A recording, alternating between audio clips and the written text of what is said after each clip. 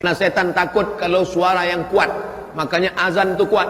Allahu Akbar, Allahu Akbar. Kenapa kalau azan berkumandang suara anjing melolong? Karena anjing-anjing melihat setan pada kabur. Jadi anjing bisa ngeliat setan, Pak Ustaz? Bisa. Saya pengen ngeliat setan, ganti pakai mata anjing. Oleh sebab itu kita nggak perlu ngeliat setan. Kalau ada orang yang bisa ngeliat setan, Ustaz, saya tadi malam ngeliat gondoruo di rumah saya. Kamu sudah matanya dimasuki setan, masa kamu mesti diruqyah. Tapi yang bisa ngeliat setan, matanya sudah dimasuki setan, karena hanya sesama setan bisa melihat setan. Kecuali ada orang-orang soleh yang dia melihat itu karena mukjizat Nabi, mukjizat. Adapun kepada wali-wali Allah, itu adalah karamah yang diberikan Allah. Tapi mereka nggak pernah ngaku-ngaku. Ini baru sholat 2 hari udah bisa ngeliat setan di belakang. Tadi malam saya pulang pengajian Pak Ustadz, berat sekali. Saya lihat ke belakang, ada sundel bolong numpang 2. Emang dia nggak ada kerja lain mau numpang? Oleh sebab itu jangan hiraukan yang model-model begini. Kita hanya disuruh jaga. Jangan sampai setan mengganggu. Setan, jin, iblis, genderuwo, sundel bolong, suster ngesot, jin dan jun. Ini sebetulnya mana Pak Ustadz? Makhluk cuma ada 2. Wa ma khalaqatul jinna wal insa. Cuma ada 2. Makhluk yang nampak namanya ins. Makhluk yang nggak nampak, nggak kelihatan namanya jin. Jin ini terbagi 2. Jin yang baik namanya jin muslim. Jin yang jahat namanya jin kafir. Jin yang muslim itu apa kata dia? Inna, buka surat Al-Jin juz 29. Inna minnal muslimun. Kami ada yang jin muslim. Wa minnal qasitun. Kami ada yang jin kafir. Jin yang muslim itu apa kerjanya? Taharrau rasyada, selalu mencari jalan yang benar, ngaji. Jin muslim itu ngaji juga. Makanya dalam Quran ada cerita jin dengar bacaan Nabi Muhammad baca Quran. Nabi sedang baca. Qul, katakan ya Muhammad, annahu istama'a nafarum minal jin. Ada beberapa jin mendengar engkau baca Quran. Apa kata mereka? Inna sami'na Qur'anan ajaba. Kami, kata jin, mendengar bacaan Quran Muhammad itu ajaba, ajib, amazing.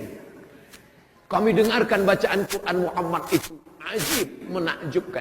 Makanya kalau ada qori baca Quran, ada jamaah yang tidur, itu lebih parah daripada jin. Jin aja dengarkan baca Quran menakjubkan, dia bilang buka surat Al-Jin. Tapi ada jin itu jin kafir. Yang jin kafir itu apa kerjanya? Kanu li jahannama hataba. Mereka akan menjadi bahan bakarnya, kayu bakarnya api neraka. Jin yang baik muslim, jin yang enggak baik kafir. Ustaz nunjuknya jangan ke depan lah, oke ke belakang. Jin yang baik muslim, jin yang enggak baik kafir. Jin yang kafir inilah disebut dengan syaiton. Induknya iblis. Komunitasnya jin. Yang baik muslim, yang enggak baik kafir. Yang enggak baik ini kafir. Nama lainnya setan. Induknya iblis. Iblis itu GM-nya lah. Adapun yang lain ini anak-anak buahnya semua. Apakah manusia itu juga bisa disebut setan? Ya. Kenapa? Karena dalam Quran dikatakan bahwa syayatinal insi wal jin. Ada setan-setan yang terdiri dari manusia dan jin. Kalau begitu auzubillahi minasyaiton, itu bukan cuma untuk jin, bukan. Terus untuk ente juga. Kalau ada nanti kawan yang selalu menggoda-goda, baca dia auzubillahi minasyaitonirrajim. Ente mau ngusir setan ya? Enggak, ngusir ente. Kalau yang menggoda kita itu adalah jin, insya Allah kita baca ayat kursi dia kabur. Tapi kalau yang menggoda kita ini dari kalangan ins, kita baca ayat kursi, dia lebih hafal dari kita.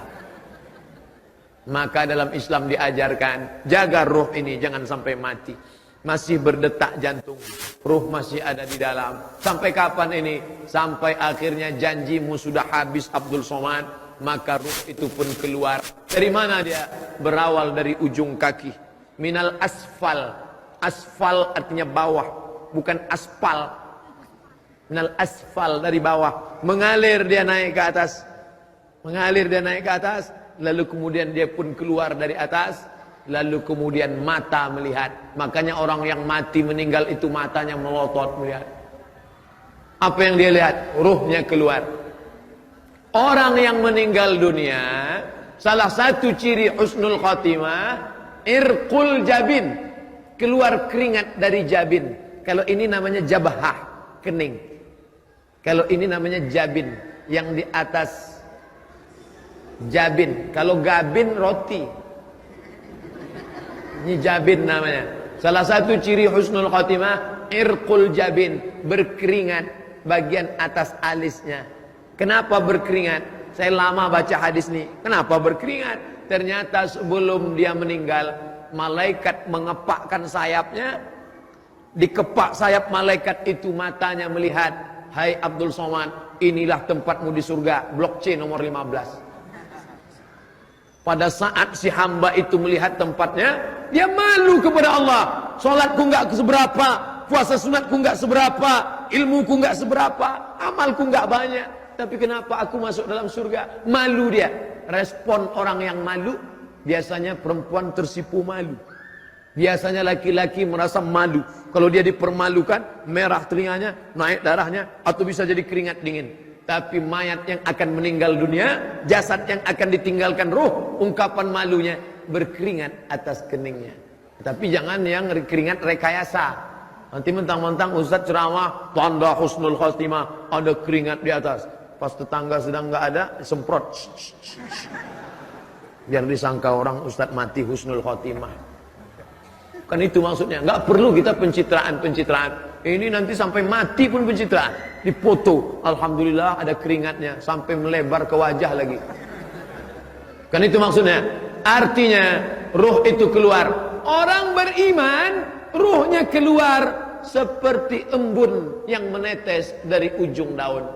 Ini daun, pada saat tengah malam embun turun awan ke bawah, lalu kemudian berkumpul dari sisi-sisi daun, menetes di ujung daun.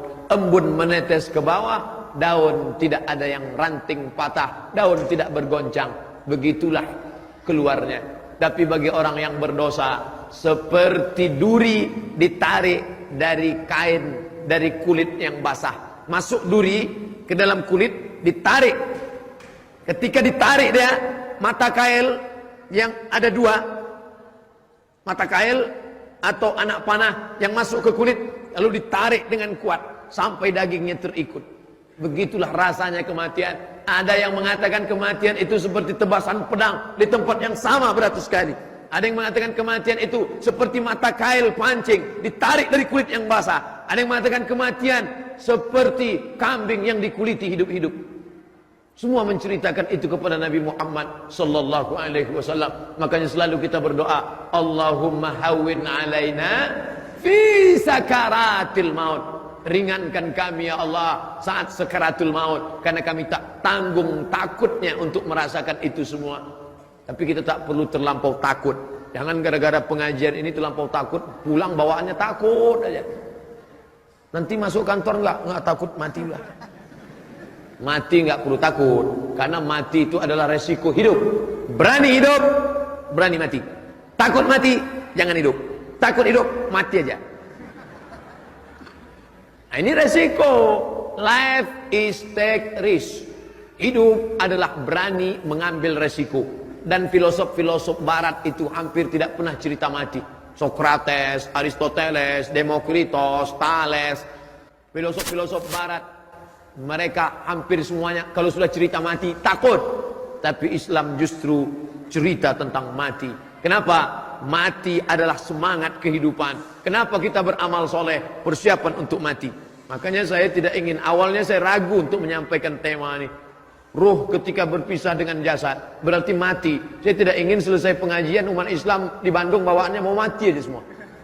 Gimana bisnis kita ke depan, Bu? Udahlah, nggak usah diurus, saya mau mati aja. Adik-adik mahasiswa nanti selesai S1 mau ngambil master di mana, mau ngambil S3 di mana, nggak ada gunanya S2 S3 Pak Ustaz, mau mati aja nih. Orang Islam disuruh berbuatlah. Selesai sholat keluar dari masjid, wa qul i'malu, berbuatlah. Fasayarallahu amalakum. Allah yang akan menilai perbuatanmu, wa rasuluhu, Rasulullah yang akan menilai perbuatanmu, wal mu'minun, orang-orang beriman yang akan melihat hasil dari perbuatanmu. Oleh sebab itu jangan pernah berhenti berbuat. Walaupun engkau sudah mau mati, sudah ada tanda-tanda kematian, sudah terasa tanda-tanda kematian, maka di tanganmu masih ada bibit korma. Idza waqa'at ala ahadikumul qiyamah, kamu sudah mau mati, wa fi yadihi fasilah, di tanganmu ada bibit korma, falyaghrisha, tanamkan, gali tanah, tanamkan bibit korma. Padahal sudah mau mati. Untuk apa nanam bibit korma sudah mau mati? Korma itu akan tumbuh, bertunas, berbatang, berbuah, dan dia akan bernaung. Ada orang bernaung di bawah pohonnya karena kepanasan, dan ketika dia berbuah, ada orang akan memakan buahnya. Allahumma barik lana fima razaqtana wa qina adzabannar. Nyami. Di saat itu engkau akan mendapatkan pahala. Jangan pernah berpikir saya dapat apa. Yang penting engkau berbuat, nanti pahalanya Allah yang ngurus.